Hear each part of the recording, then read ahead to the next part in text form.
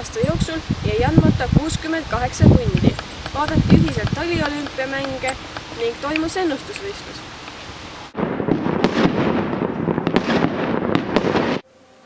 (1990. ja 1991. aasta vahetusel läks olukord Baltikumis pinevaks. 20. jaanuaril toimus Riias verevalamine, kus tapeti 5 inimest. 19. augustil toimus Venemaal riigipööre ja valitud parlament läks laiali. See andis Eestile võimaluse taastama osariiklus. See toimus 20. augustil 1991. aastal.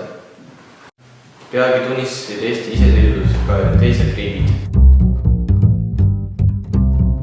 1991. aastal toimus sügisspartakiaad ehk iga õpilane valis 3 ala, millel osales.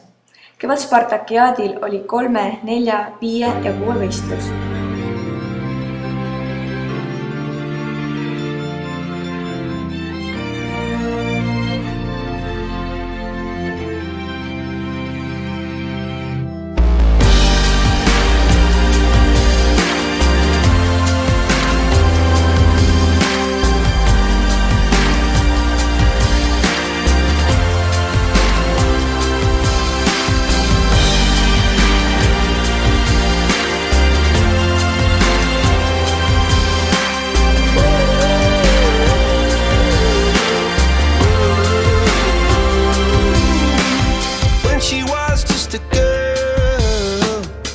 Expected the world, but it flew away from her reach, so she ran away in her sleep.